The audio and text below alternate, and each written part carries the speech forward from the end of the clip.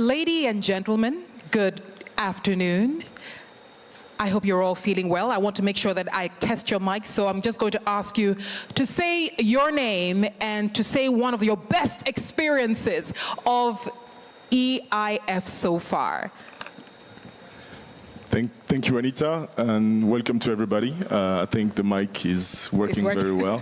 And I really want to thank the ECOWAS team and the President Doko for organizing such an important discussion around a critical issue, which is actually infrastructure deficit. Thank you. Thank you so much.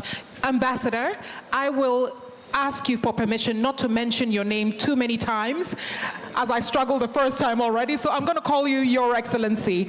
Let's test your mic, and please share your thoughts as you have been part of the proceedings already this morning. Ambassador, Your Excellency.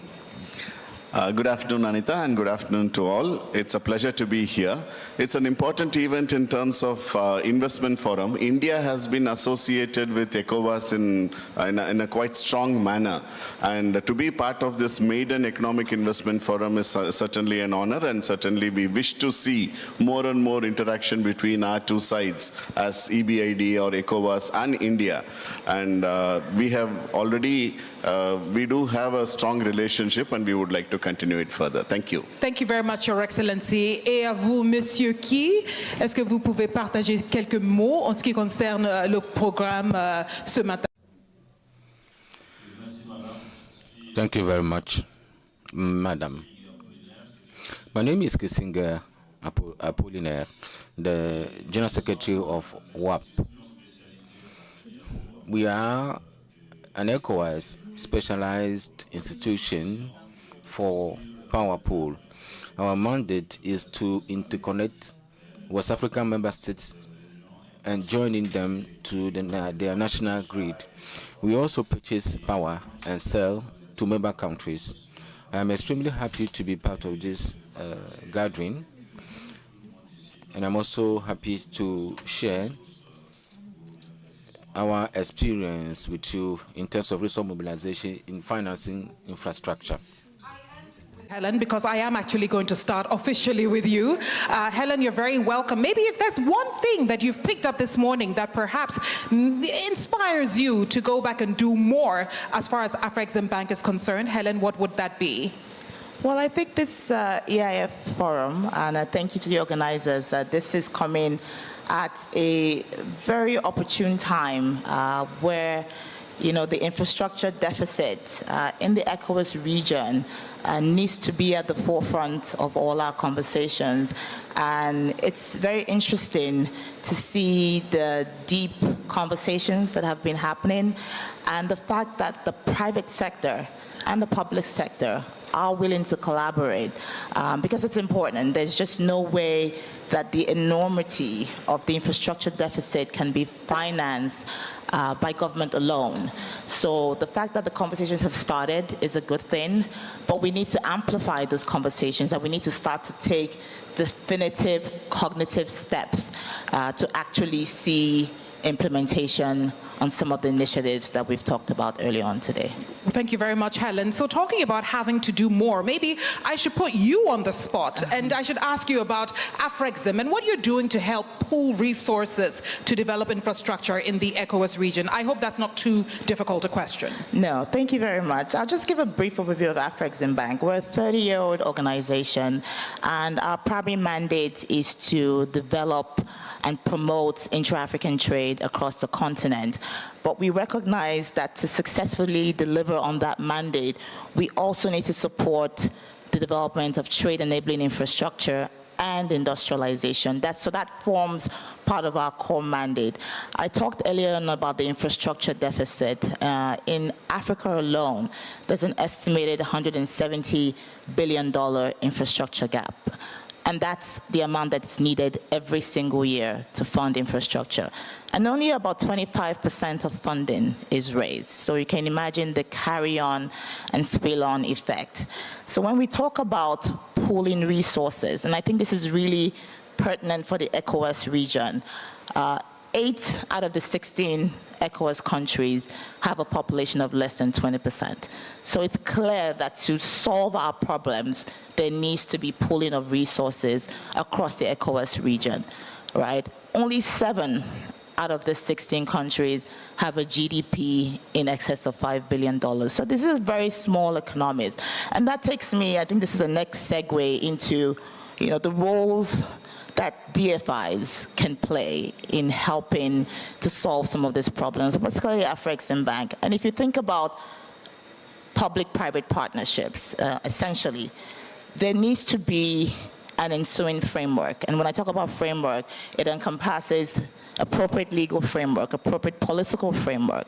And I think that's where the DFIs play a strong role. If I look at Afreximbank, 52 out of the 55 African countries are our member countries. So we hold a lot of sway with the sovereigns, and we can work with them to put in the right framework to support the development of PPP partnerships.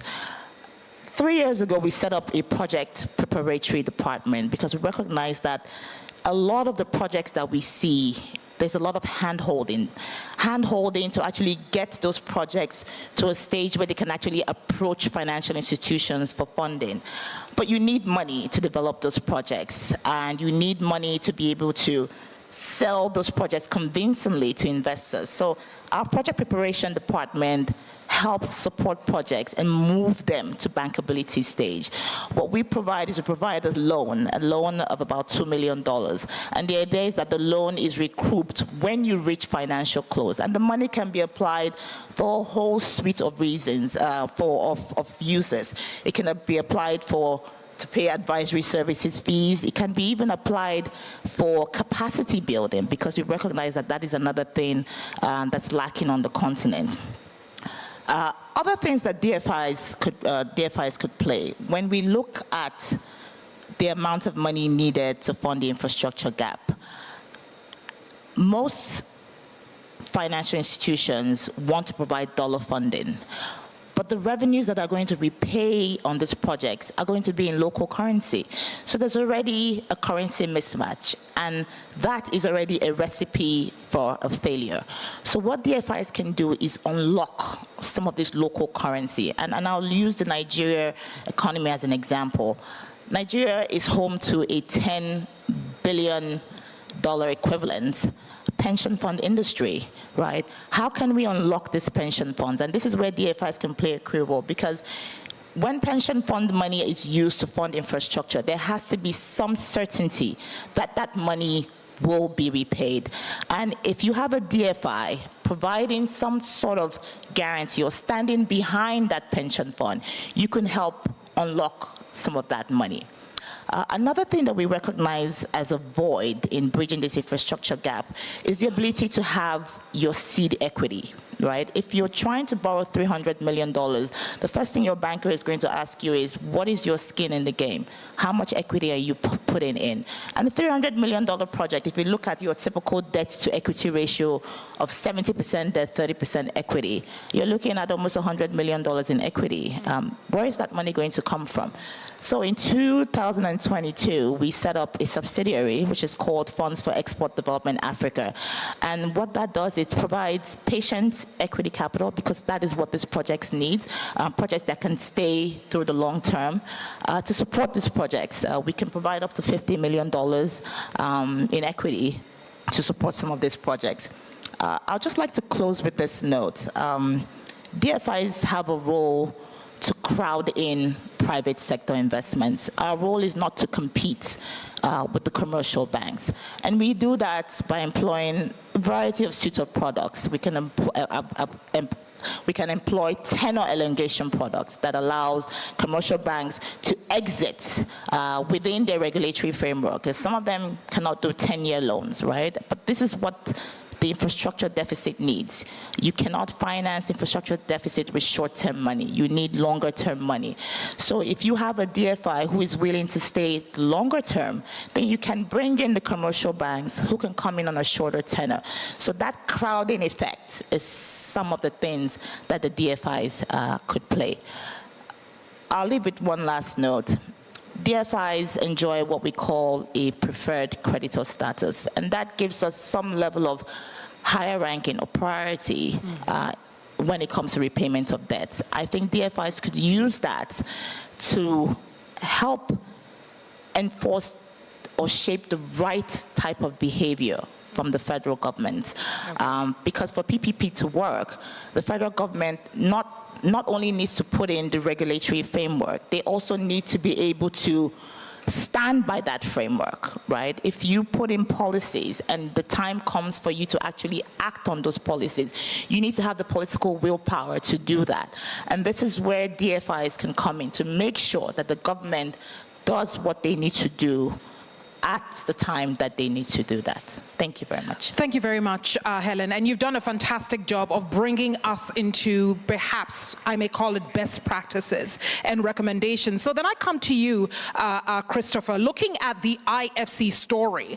What has IFC done, or what kind of role would you say IFC has played in structuring PPPs for infrastructure projects globally?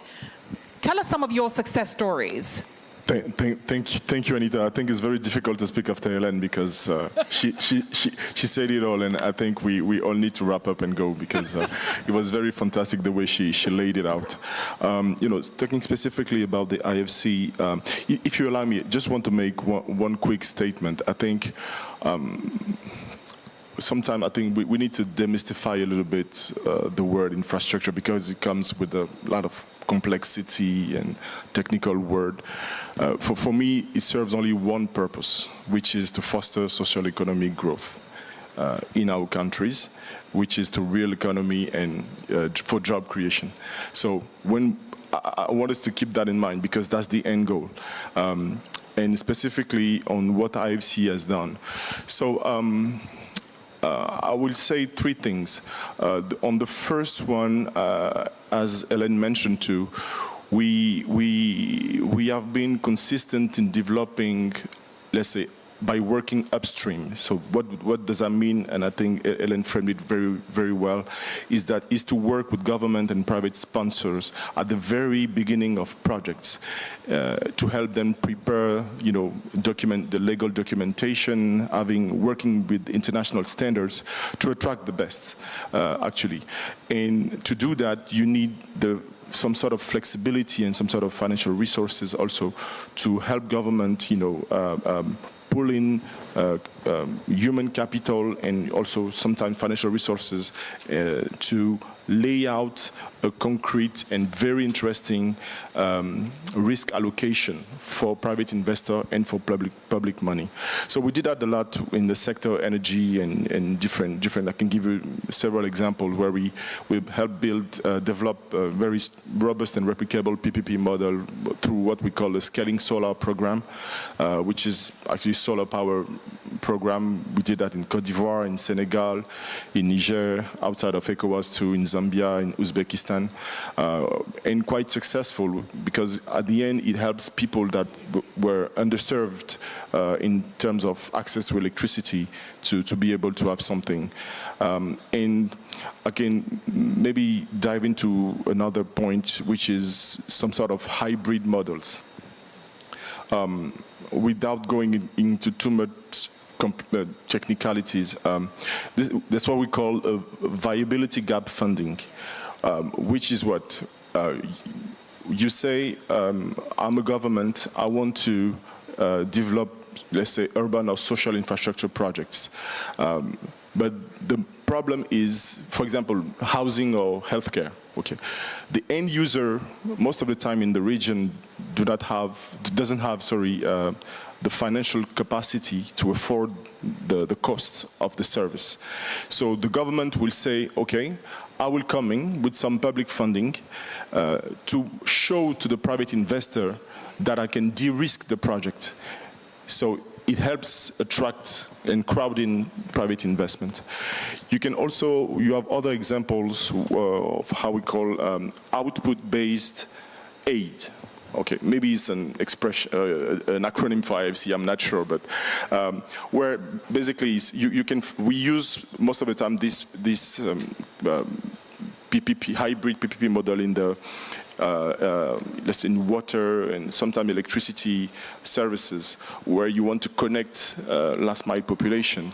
And so the public utility, meaning the water company or the national electricity company, because of most of the time lack of not a very good organization, lack of performance, technical performance, commercial performance, will say, okay, maybe I would delegate part of my services to the private sector through performance-based contracts.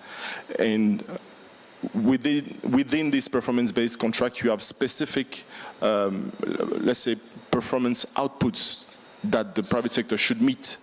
And the government or the public utility will come with some sort of subsidies or grants to compensate for the investment made by the investor. We can also talk of another model where you have, and most of the time you can see that in road projects, where it's called hybrid annuity model. Again, I don't know if it's an acronym for IFC or maybe it's international, but where basically you put a substantial amount of money at the beginning of the project, for example, in the construction phase, where you have, and then the balance will be paid along the project in an annuity, with annuities, but specified with the private sponsor. So all in, just to finish, I think the main idea, the main, let's say, idea that is centered on what IFC does is really how do we aggregate resources with partners, with private sponsors, with the public government, with public authorities, and invest upstream, but because at the end we want, credibility downstream. So this is really what I can say. Maybe one last thing, which is a bit different than a PPP, but last year we did a very fantastic transaction in Côte d'Ivoire through what we call a securitization vehicle. So it's one of the government-led program called Electricity for All, where IFC was an anchor investor, and it was actually a 15-year tenure, so maturity on that project, so it's very fantastic. So it enabled to, with the track record over a period of 10 years of people paying their bills and showing their credibility that they can afford, and and the regularity of payment, to securitize these receivables and issue some bonds on the regional market to help the government have sufficient money to do, the electrification program. So this is what I can add in addition to what Helen shared, and trying to be specific. Thank you. Christopher, thank you very much. Your Excellency, so clearly, as Helen and Christopher have laid, there are some success stories. There is some progress being made. Maybe not as quickly as we want to, but we will get there eventually. But talking about getting there, India has been there. India has been able to establish successful PPP structures, so to speak, and we want to learn from that experience. What would you say is key for perhaps ECOWAS to learn from the India success story? You're right, in the sense that PPP model started in 2000s in India, in the year 2000, and subsequently it had we built upon the success that we had, and we faltered at some places, we corrected our own mistakes, and then we went ahead in doing so. Amongst the professionals in finance side, I'm a diplomat over here, so you'll have to bear with me if I don't pronounce some of those, like BOO. There are so many acronyms over here, from BOO, BOOT, BOHT, DFBOT, so on and so forth, and the annuity concession and the hybrid ones, so on and so forth. So these are various aspects which we had experimented, and we had successfully been able to put them into place. India is now at the rate of about, India is now constructing roads at the rate of about 10,000 kilometers a year. On an average, we have increased the building of road from 27 to 37 kilometers per day. And this would not certainly have been possible without the participation of the private sector. And by participation, it would also mean we would also have to put in place a system through which the private sector is able to make money out of it. So whether it is the toll roads, or whether it is the shadow tolls, or whether it is the annuity scheme that Christopher mentioned, these are some of the things which have been put in place. For example, there's a 555-kilometer, 6-lane highway which has been built by one of the corporates in Udaipur, Ahmedabad area, in the western part of India. Similarly, in the southern part of India, there's another road which has been created for about 280 kilometers. All these are both with private participation and also the viability gap funding, as Christopher mentioned, in the sense that initial up to 40% is being paid by the government of India, and then subsequently the private parties are also in a position to take those money and go ahead with it, develop more, get more money from the market. It was also important for the government when they were going for this annuity, or when they go in for this viability gap funding, the budget can only be so much. So it is important for the government to also tap into the resources that are existing. And so some innovations have actually been done in India. I can give you a few. One is the land value acquisition part of it. If Railways is constructing something, the land that is available with them, they are able to commercialize it. Bandra-Kurla Highway had actually done in a similar manner. They had leased out and they had sold land along the construction part of it, and they were able to get money for the projects in the city. In Chennai, there is also Delhi Metro Railway Corporation, which again transports nearly about 7 million people a day. They have been able to monetize what they, all the spaces above the platforms for commercial use, and get it both on lease and so on and so forth. Another major innovation is that in India, I think our ladies are very fond of gold. We have, in the private hands alone in India, there's supposed to be about 27,000 tons of gold in the families, which are not monetized at all. It is lying in the banks, in the lockers, and so on and so forth. So the government came up with a gold monetization scheme, or gold bonds. These are the bonds that were able to actually, when I say 27,000 thing, it's nearly 27,000 crores, as we call it. It's about 27 billion. It is close to about 40% of the GDP that is being created. So this monetization of a bond gave the government some possibility of getting the idle money into the structure, and after 8 years they were able to pay that money back to the people who had purchased the bond. Similarly, fuel levies were laid in for road projects, power projects. There's a 4,000 megawatt power project, thermal power project by a company called as Adani, so on and so forth. India is having about 461 gigawatts of electricity installed capacity, out of which 175 gigawatts are renewable.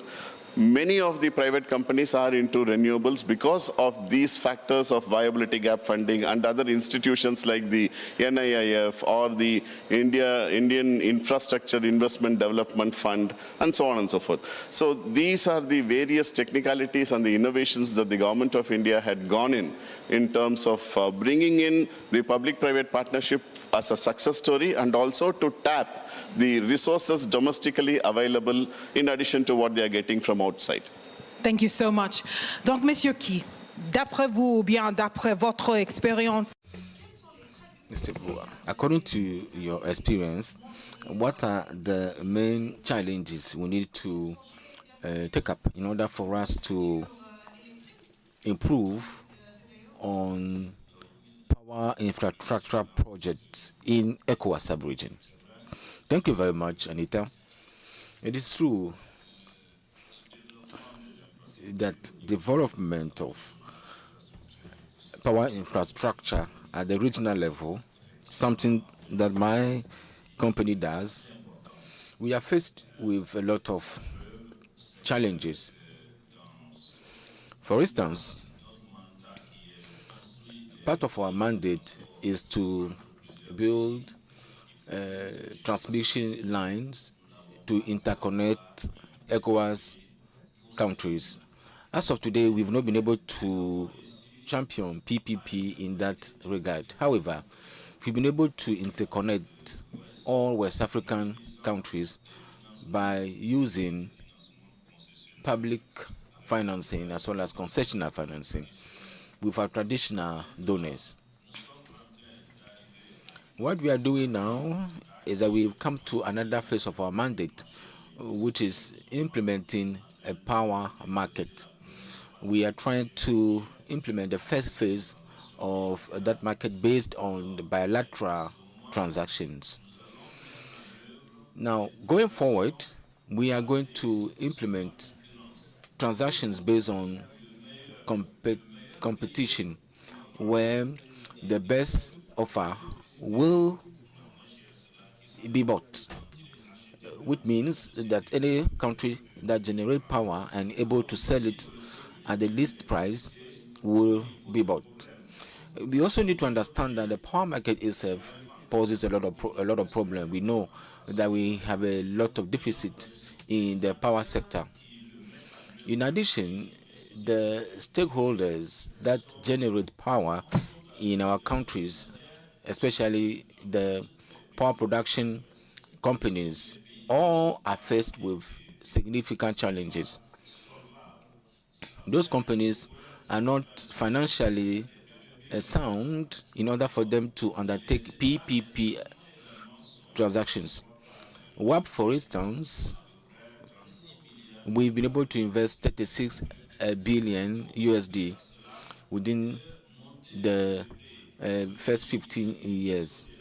Now, how do we bring on board the PPP in all West African countries for them to also come and invest in the power sector? This is not easy because the regulations of the power sector is such that it does not promote investment in the power generation sector. However, we've been able to have PPP in some countries, and these PP arrangements are having national impact. For instance, Guinea, for instance, we have stakeholders that are generating power, and those power they generate are being sold across the borders of Guinea. We have the same in Ghana, and so on and so forth. We should be able to do the same for the power transmission lines. You understand and you agree with me that most of our countries, they have priorities, and the power sector, sadly, is not one of them. The experience that we have at the national level is that they only stick to 3 points. I'm talking about regional level PPPs. And in order for us to champion that, the countries should get fully involved in the PPP arrangement. If you take, for instance, the power production infrastructure, all the governments are very much involved. However, the company themselves cannot be solvable enough. That is why the government is always coming to support them. The same thing could be done for the PPP. The country must give a sovereign guarantee in all the PPP arrangements. The power market, for instance, should be such that any power that is produced, the government must promote a reliable market for companies to be able to sell the electricity produced. And with that benefit, the private sector can continue doing that business. Now, thirdly, the experience that we've had is that there must be a very resilient regulation so that the power purchasing contract that will be signed with the private sector should be such that it will be a win-win situation, so that if there is any change in government, those power purchasing agreement that were signed should not be changed. You know, more often than not, the private sector that is involved in power production, anytime there is a change, in the government, these private sector operators suffer. That is why we must ensure that the aforementioned point should be taken a closer look at in order for us to promote PPP in the power production as well as in power transmission sector. Out of three major elements that need to be shifted into gear if we want to be able to be successful as far as building or strengthening our infrastructure. You were talking about DFIs, and I want to come back to the conversation about what else, where else, how else can we raise this money in order to back our regional infrastructure that are so urgently needed to be either completed or started. Okay, so I think what needs to happen is that we need to de-emphasize on sovereign borrowings, right? And I say that for a couple of reasons. I mean, pick a number, right? More than half of African countries are under some form of IMF regime, right? So there's already a strain on government revenues. And a lot of the government revenues is already being spent on recurrent expenditure, leaving very little left for capital expenditure. We need to start to think of other instruments, and this is where instruments like infrastructure bonds and green bonds come into play.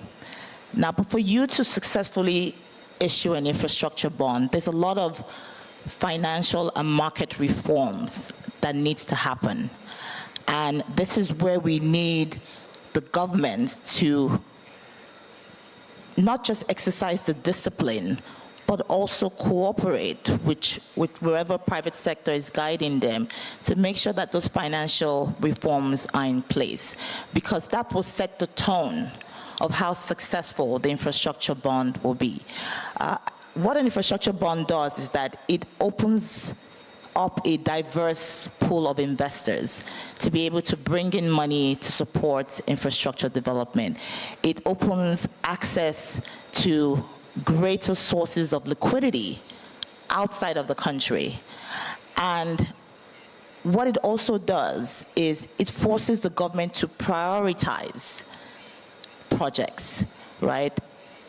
Anybody can wake up today and say they want to build a bridge from here to Abidjan. But is that what your economy needs right now? And if you do build that bridge, will it be viable? Will it deliver on the economic development that your country needs? So when you're trying to issue an infrastructure bond, you need to pay particular attention to the revenues that will be generated from that project, because essentially you're matching the obligation created by issuing the bond with the revenues that would accrue from that project. So it imposes that level of discipline on the sovereigns to prioritize the projects that they would need. Infrastructure bonds help deliver longer maturity profiles, right? Because a lot of the infrastructure funding, I think I mentioned it in my opening remarks, you need 20, 30-year money. The bondholders are willing to stay for that length of time, as long as there's some assurance that that project will continue to develop revenues over that maturity profile. So it releases the strain on the government revenues. And finally, infrastructure bonds are tax-free. They're tax-free for investors. So that's another incentive to finance those infrastructure bonds. And if you do things properly, you could actually issue an infrastructure bonds that would be lower interest rate, lower cost of capital than you would if the sovereign borrowed on its own balance sheets. And then we can go into the space of green bonds as well, because I mean, obviously there's the push towards climate financing, and the question is, where is that money going to come from? So green bonds also a way of attracting money from the West, right? Because the West is interested in how Africa is going to decarbonize. So we're seeing that there's pockets of liquidity, money's coming in to support the development of green bonds. But like I had mentioned, there's a lot of work, there's a lot of financial reforms that needs to go into place.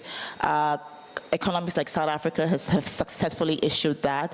And we need to see more of that, especially within the ECOWAS region. And we need a forum where an infrastructure bond is issued across multiple economies. So I talked about building a road from Lomé to Abidjan. If that road is indeed viable, then all the countries that will benefit from that road can come together and issue that infrastructure bond. Thank you so much. Pour vous, Monsieur Ki. For you, the alternative funding mechanism that we can leverage on to adapt to or to complete the energy project within the region? Well, alternative financing for transnational projects. I always talk of transnational projects. I would say that we definitely, as we speak now, need to fund projects through the private. I was saying a while ago that countries are no longer able to. Well, we are hitting a level where they will no longer be interested. Let me break it down to you this way. Today, we have interconnected the country because Ghana today connecting to Cote d'Ivoire because one wants to buy energy from Cote d'Ivoire. Liberia connects to Cote d'Ivoire because Liberia wants to buy power from Cote d'Ivoire. And it works. We are very soon going to reach with the market a situation such as Liberia would want to buy energy from Ghana through Cote d'Ivoire. In Cote d'Ivoire, normally, each country invests in infrastructure that are available in their country. Cote d'Ivoire will say, I don't need this land because I don't need it. I don't need to import energy from Liberia. I'm not going to invest there. This situation we are handling because we need to involve third-party countries. Le pays Côte d'Ivoire. Then if Cote d'Ivoire does not want to invest, we need to find someone to slot in to invest. And that person would be the private. For the private to step forward, we need to ensure the private that the dollar they are going to place on the line, they would have a return. So we have implemented a process and a pricing of energy transition in such a way that every line that will be built with the exchanges with the countries, with the functioning of the competitive market, the lines should be remunerated. So if the private, we are going to give the assurance to the private that you will get your money back. You wouldn't have credits between the exchanges, but would ensure that you have, it is sure, will give you the certainty that you have your money back. And then the private sector will not hesitate and step in. So it is a need because the model that we have used up till now will no longer be able to work. It will no longer be feasible. So we have completed a study for the energy that we are looking at. It will be soon implemented. So it will be very attractive to the private sector. So with the meeting that we just had and the word Madam just said, I'm very glad that we held a meeting just before this one, through which I got to know them as a structure that they can support us and they should make us get some progress. minutes, but I want to quickly go to ICT because essentially that is the future.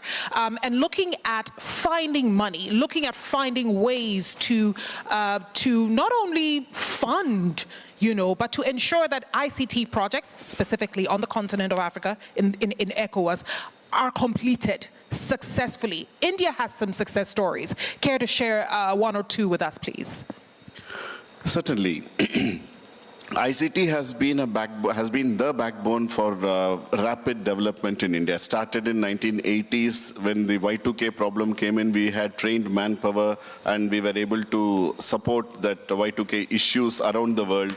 And subsequently, various conglomerates have come in India. Major companies like Infosys and Wipro and others have come in India. Now we have gone a step further.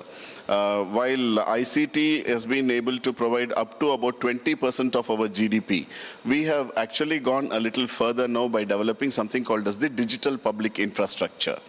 This digital public infrastructure is an open source online platforms, which we have been able to successfully manage and merge with the socio-economic problems with minimal technological interventions, public-private partnership, and government interventions, and so on and so forth. To give examples, even the recently held G20, which was presided over by India last year, we had this particular digital economy part of it and the digital public infrastructure part of it as a major outcome document, which allows now for the whole of the global south, including Africa and others, to utilize these things, because these are, since they are open source and since they have been developed by India indigenously, we are willing to give, including the source code, we are willing to give it free of cost in terms of the license fee, not the development fee, but the license fee. Like if you were to purchase some commercial software, you have to pay both a license fee and a development fee, which itself is quite hard. But we are willing to do so. To give examples of how these things have done, and these digital public infrastructures have been utilized in various areas, from health to tax collection to completion of project, monitoring of projects, so on and so forth. A typical example is that one of the states in India, which is Andhra Pradesh, had utilized the DPI format to increase in 2 years' time their tax collection by 40%. Some of the African countries, friends over here in the global south, have also been utilizing it. For example, Togo is currently in conversation with the Center for Digital Public Infrastructure in India to train people and also to bring in onboard those applications here. Benin has also been doing something on health vaccination. We have offered these to ECOWAS also. I represent India in ECOWAS in Abuja, and we have given this open architecture to ECOWAS for use in all the countries that come under ECOWAS. So these digital public infrastructure and ICT mechanisms would certainly be in a position to help arrive at a faster solution, arrive at the structuring of the projects in a better way, monitoring of those projects, and completion of those projects, whether it is pilot or subsequent scaling up of those things. It is quite possible, and India is more than willing and happy to extend its friendship to our friends here to do this. And of course, if I may also add, you've established that even by partnering with us on this forum, that's the whole essence, to share and borrow the best practice. I think India deserves a round of applause for being able to be generous, not just with your example and your experience, but also in holding our hand towards where we need to go. And Christopher, I wish we could snap a finger or snap our fingers and be where we want to be. But we are here, and somebody mentioned earlier on, let's not talk about opportunities. So I won't talk about opportunities. I will talk about best practices and what we need to put into practice culturally immediately. How can ECOWAS countries collaborate with international financial institutions to facilitate syndication and mobilize resources? How can we do it effectively, efficiently, and quickly? Thank you. I guess I have the most difficult part. because it's always a matter of discussion, the collaboration in the region.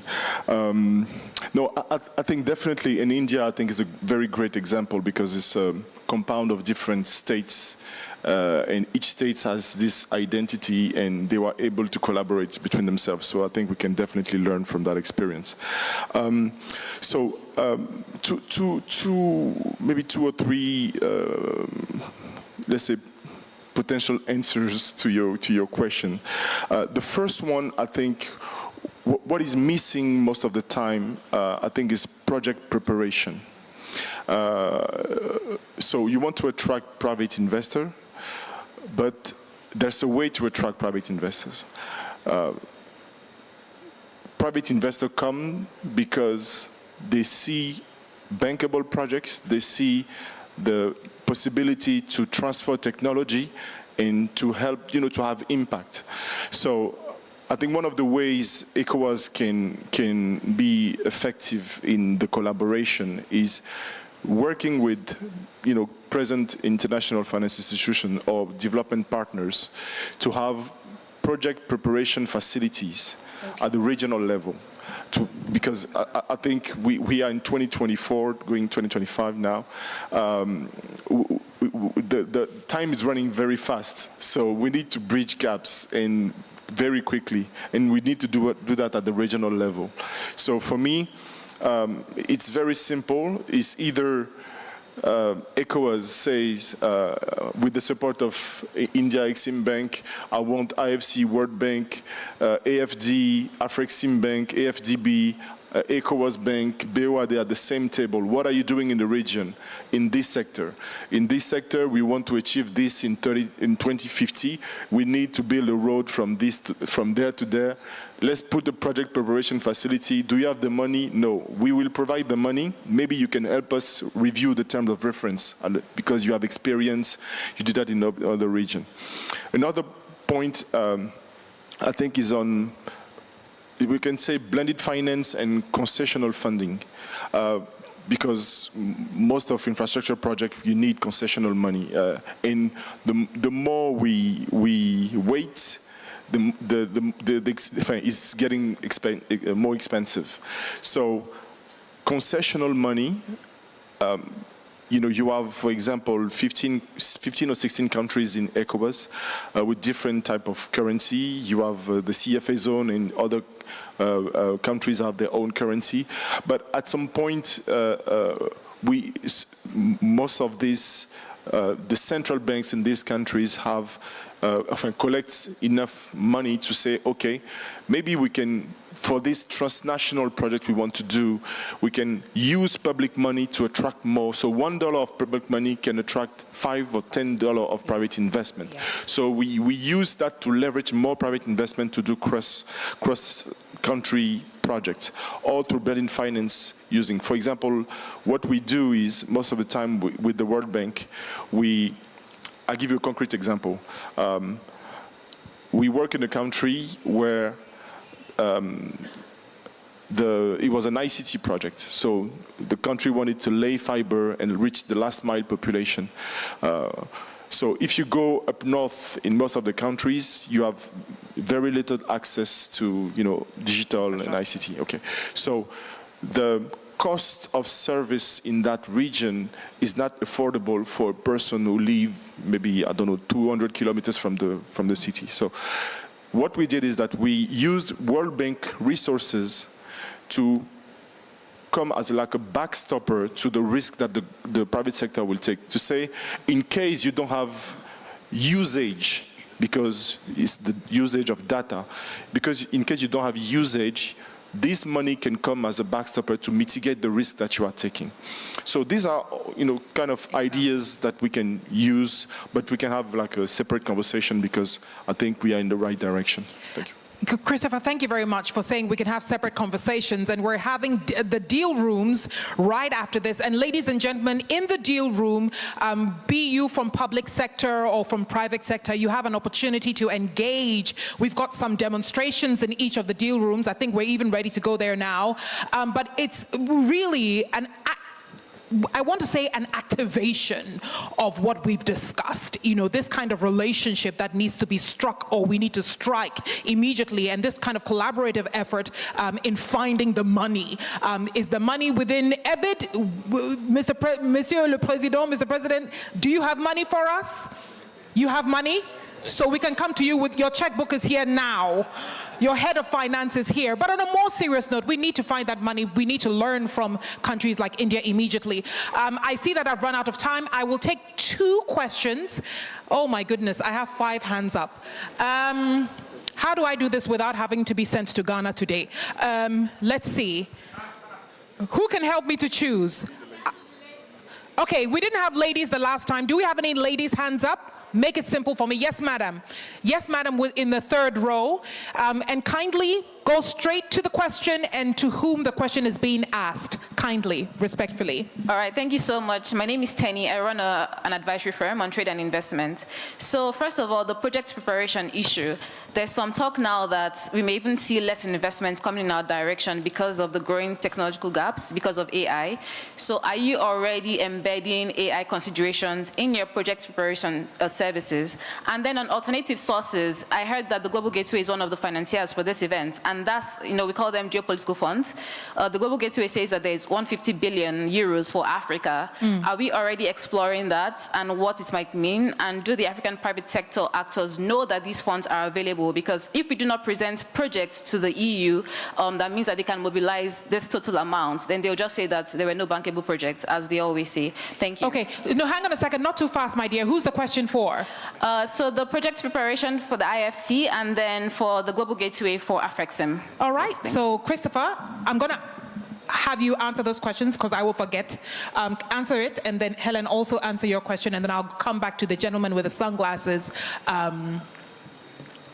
Yes, sir, I'll come to you. Christopher, please do us the honors.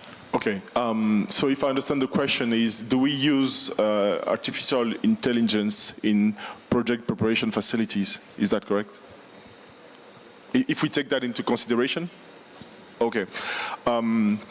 Okay. Not yet, to be completely honest with you. I think we are very careful with the way we use artificial intelligence.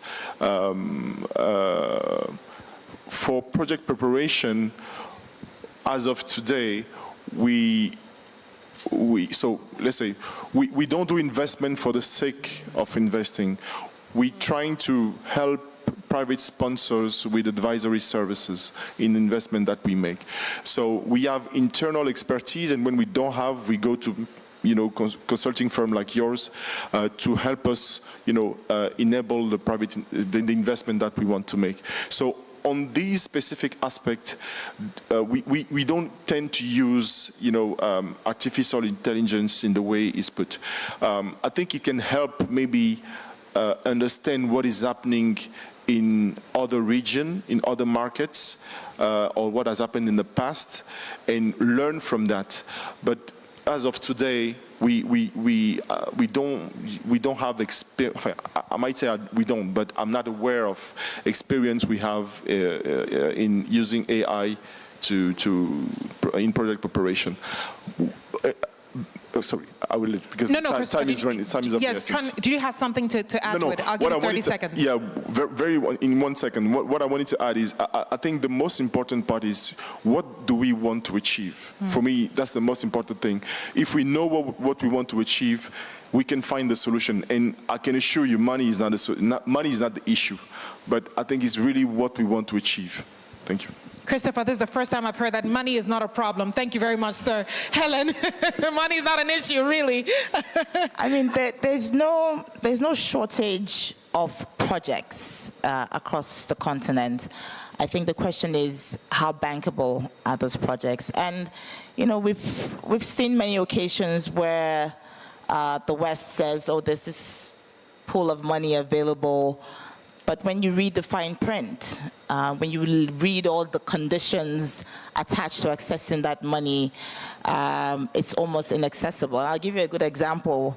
At COP27 in Egypt 2 years ago, $100 billion was promised to Africa to help fight the impact of climate change.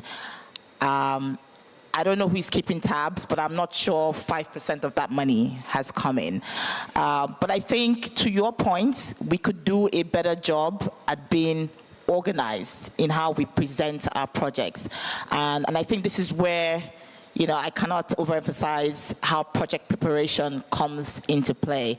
And I'm glad that IFC has that. And I'm saying this because we've actually put in place a joint project preparation mechanism where we collaborate with other like-minded investors. So I bring my $2 million, you bring yours, and we give it to the same project for the same purpose. So that's greater pool of capital available to support project preparation. Thank you. Okay, but on her behalf, does Afreximbank have any money to give to us? We have a lot. I'm asking for money from everybody today. We have a lot of money. Okay, so for we the can right talk projects. we can talk to you about the right project, the right amount of money, because as Christopher said, money is not a problem. All right, we go to yes, sir, in the all the way to the back, please.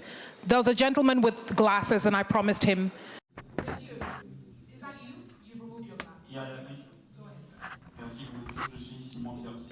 Thank you very much. Talking about alternative financing, I would like to find out why ECOWAS does not tend towards the Green Climate Fund available to finance infrastructure projects and food security. ECOWAS was able to mobilize the 4% of the Green Fund available. Why couldn't we mobilize more? Thank you very much. I did not get the last part of your question. Please, can you take it again? My question is as follows. According to the last report, the latest report, the ECOWAS member states were only able to mobilize 4% of the Climate Green Fund. Despite the fact that we are faced with infrastructure deficit and food security, these funds could help develop various countries. I would like to find out why. Well, the answer is quite simple. The Green Fund, it's as this, the name says it all, but it is not easy to mobilize it. That is the entire challenge. In WARP, we try to define what we call the mission factor for the entire region aimed at facilitating the raising of these funds. We defined that about 3 years ago, and every ECOWAS country can use this data to try to raise or mobilize funds. But it is so complicated to get there, and that explains the low rate of mobilization that we have. Otherwise, we are very much interested in doing it, but how to get there is the issue. Thank you very much. Panel, because we do have the